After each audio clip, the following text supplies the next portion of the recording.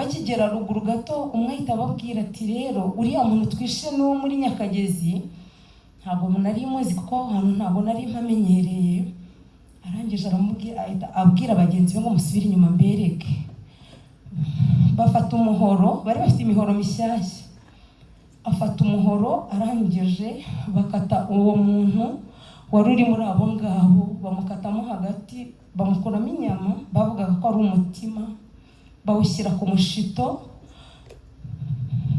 Baravuga ngo bagiye kuwokereza mu biziba, niho bagiye kuwokereza, bagenda bari kuwurwanira. Buri wese akavuga ngo bari barahanye igihango n'iwabo. Nari mfite umuryango munini murabizi, twatekaga mu bice by'Ingunguru, twari umuryango munini pe.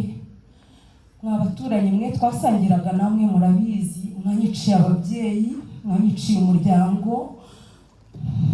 Abo nari mfite kumba hafi ntabwo najya kwa data wacu sinamubona, mba masenge mwarabishe, ba mama wacu bose bari hano, abandi bari mu rwibutso rwa Buranga, abasaza banjye bamwe bari mu rwibutso rwa Gisozi. Ahantu hose ngiye kwibuka nibuka umuryango wanjye ko twari umuryango munini, abo tuvukana bari barabyaye bafite umuryango munini. Mwarabishe, mwamariye umuryango murabizi, ariko ndabakunda nubwo mwambabaje mukanyicira umuryango.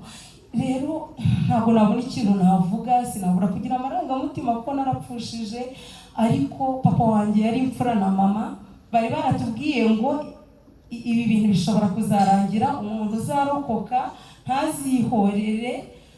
Baratubwira ngo bahuye n'ibintu byinshi, papa yagiraga imbabazi cyane na mama, baratubwira ngo ntazagira umuntu wihorera, ntazagira umuntu ukora ikintu kibi. Noneho tugira amahirwe. Ndashimira leta y'ubumwe rero, reka nyishimire. Ndashimira nyakubahwa Perezida Paul Kagame, n'ukuri n'intwari.